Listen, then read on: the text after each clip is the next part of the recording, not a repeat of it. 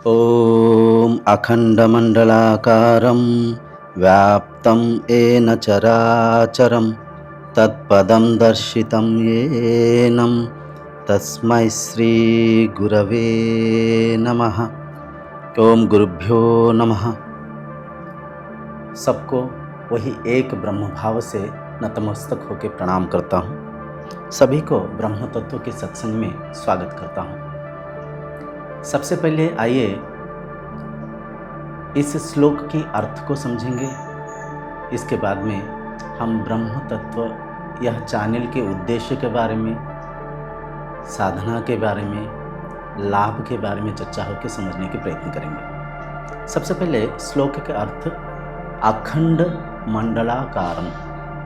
अखंड मतलब खंड ना होना, खंड मतलब टुकड़ा हो जाना, दो में बट जाना, अनेक में बिखर जाना, खंड का तात्पर्य। अखंड मतलब जुड़े रहना। यहाँ पे इस श्लोक के माध्यम से उस भगवत सत्ता के बारे में, या तो आप ब्रह्म तत्व के बारे में, या तो आप आपके स्वयं के सत सत्ता के बारे में समझाया जा रहा है। अखंड मंडलाकारम, अखंड मतलब कहीं टूटा नहीं, जुड़ा हुआ है। सारा सृष्टि, इस संसार में जो भी आप देख रहे हैं, पशु पक्षी, तरुलता, कीटाणु भूताणु, मनुष्य में जो भी हम पार्थक्य कर रखे हैं, स्त्री पुरुष, शिशु वृद्ध, ज्ञानी मूर्ख, धनी गरीब, सब कुछ, सारा संसार अखंड भाव से, खंडन नहीं है, दो नहीं है, अलग नहीं है, जुड़ा हुआ है। हम सब जुड़े हुए हैं। मंडलाकार के तात्पर्य गोलाकार। पृथ्वी, सारा ब्रह्मांड गोल आकार से एक दूसरे के साथ जुड़ा हुआ है। पृथ्वी के एक सतह से अगर आप चलना शुरू करेंगे, समय आएगा फिर आके वहीं पे पहुंच जाएंगे। तात्पर्य एक में एक का एक ही किया हुआ लीला यह संसार है। अखंड मंडलाकारम व्याप्तम येन मतलब इस चराचर सृष्टि में वह ब्रह्म सत्ता कहिए या तो आप स्वयं कहिए, हर जगह मौजूद है, हर कण में आप विद्यमान है। व्याप्तम येन चरा अचरम। चर मतलब सजीव। सारा संसार को हम दो भागों में बांट रखे हैं। एक तो सजीव, सजीव पदार्थ वो जो कि जीव पदार्थ, जिसमें जान है, जो वृद्धि होता है, जो परिचालन करता है, जो अन्न को ग्रहण करता है, जो विसर्जक क्रिया करता है, मतलब जो जीवित है उसे चर बोलते हैं। अचर मतलब जड़ वस्तु, जैसे कि पहाड़, पत्थर, कई सारा मतलब जड़ वस्तु जिसे बोलते हैं, चेतन वस्तु और जड़ वस्तु। चरा अचरम, चर में भी, जीव में भी वह सत्ता विद्यमान है, वह ब्रह्म शक्ति विद्यमान है। जड़ में भी, पहाड़ पत्थर में भी वह ब्रह्म सत्ता विद्यमान है। यहाँ पे बड़ा अद्भुत अचंबा सा लगेगा, ऐसे कैसा है? निश्चय है। अगर कोई पत्थर को टुकड़ों में काट काट के आप देखेंगे, वह पत्थर एक छोटा सा अणु परमाणु में जब परिवर्तन हो जाएगा, उस परमाणु के केंद्र में आप देखेंगे प्रोटॉन्स न्यूट्रॉन्स है। उस परमाणु के केंद्र के चारों तरफ ऑर्बिट्स में इलेक्ट्रॉन्स घूम रहे हैं, मतलब शक्ति है। उस जड़ वस्तु में भी शक्ति है। व्याप्तम येन चराचरम तत्पदम दर्शितम येनम तस्मै श्री गुरुवे नमः। मैं ऐसे गुरु को नमन करता हूँ, मैं ऐसे गुरु को प्रणाम करता हूँ जो गुरु यह संसार को एक भाव से जानते हैं, पहचानते हैं। चर में भी, अचर में भी, जड़ में भी, चेतना में भी वह एक सत्ता विद्यमान है। इस बात को अनुभव कर रखे हो, इस बात को जानते हो, वैसे गुरु को मैं प्रणाम करता हूँ। बहुत ही गहरे श्लोक है ये।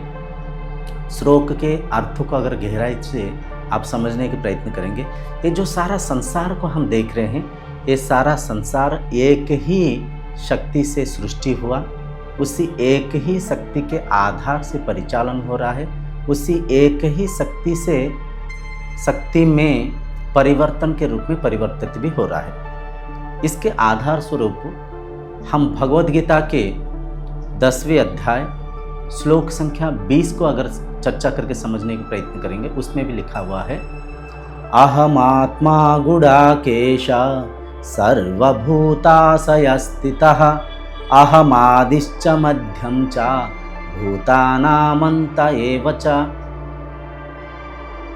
यहाँ पे भगवान कृष्ण अर्जुन जी के माध्यम से हम सबको इस बात को समझा रहे हैं, अहम आत्मा गुडाकेशा, हे गुडाकेश, हे निद्रा को जीता हुआ वीर शौर्य अर्जुन, अहम आत्मा, मैं आत्मा के रूप में सर्वभूताशय स्थितः, भूत मतलब पंचभूतों से जन्म हुआ प्रत्येक वस्तु, प्रत्येक प्राणी, मनुष्य, पशु पक्षी, कीटाणु भूताणु, सब में हर एक के आशय मतलब हृदय, सर्वभूताशय स्थितः, हर एक प्राणी के हृदय में मैं विद्यमान हूँ।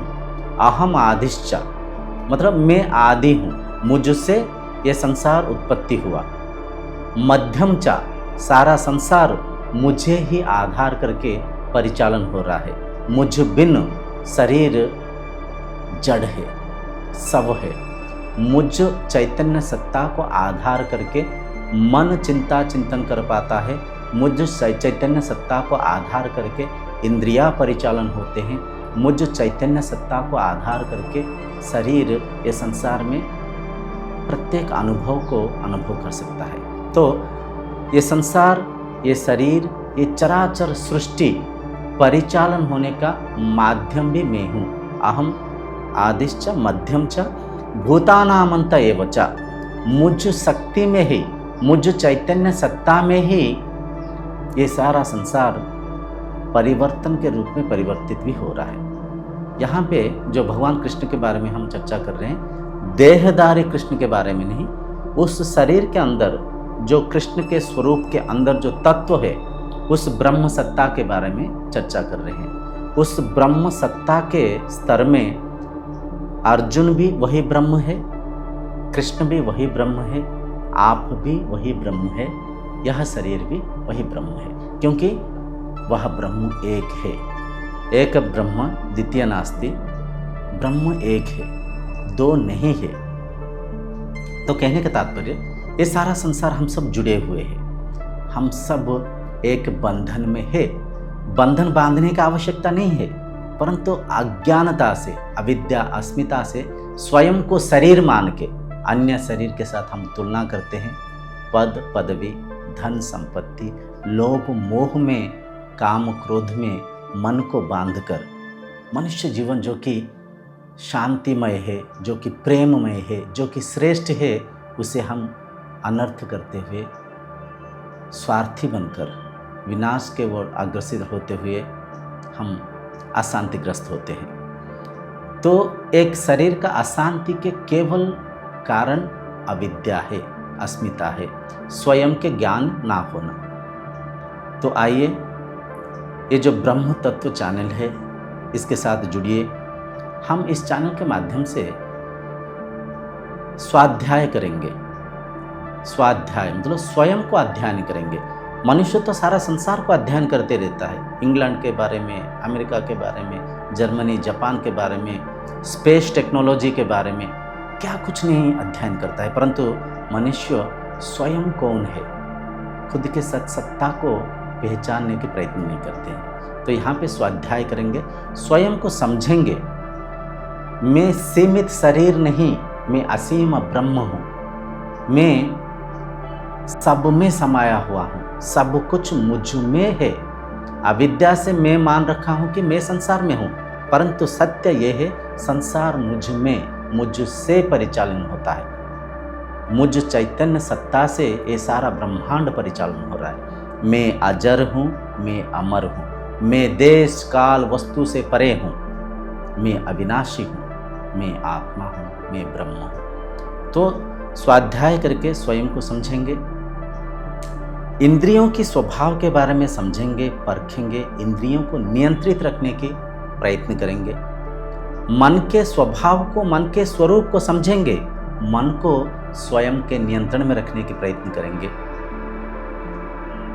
प्रेम भाव से परिचालन होते हुए, हर किसी के प्रति स्नेह रखते हुए, मन में श्रद्धा भाव को धारणा करते हुए जीवन को जीने की कला को, कौशल को सीखेंगे। शरीर को कैसे आरोग्य रख सकते हैं, मन को कैसे अंतर्मुखी रखते हुए अंदरूनी सुकून को, इनहेरेंट पीस को कैसे हम अनुभव कर सकते हैं, उसके बारे में हम चर्चा के माध्यम से समझेंगे, साधना के माध्यम से आचरण करेंगे और जीवन को शांतिमय बना के जीने के प्रयत्न करेंगे।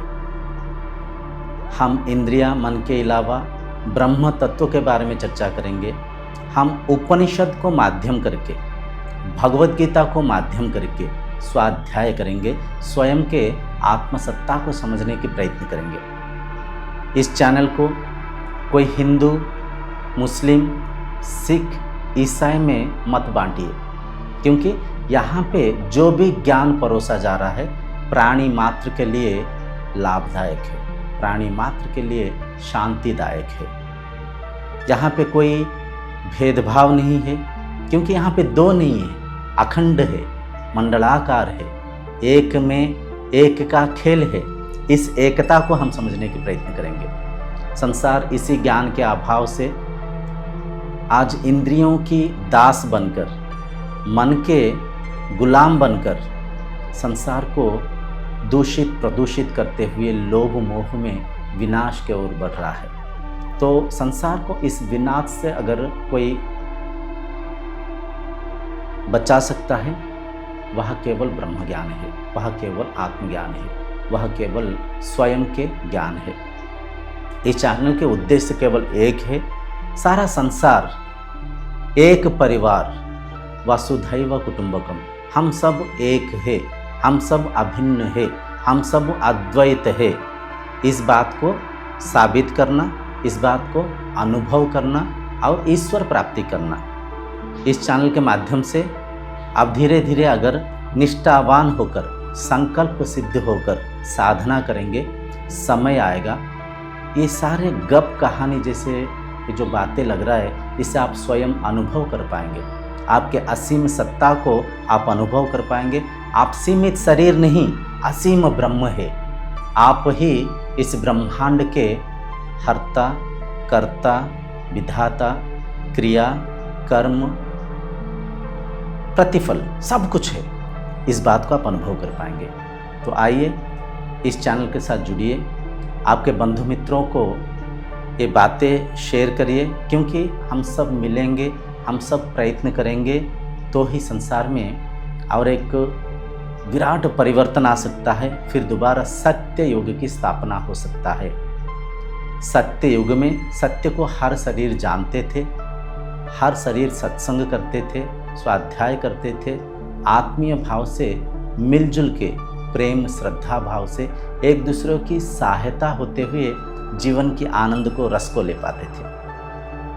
तो आशा करता हूँ आप सब समझ पाते होंगे।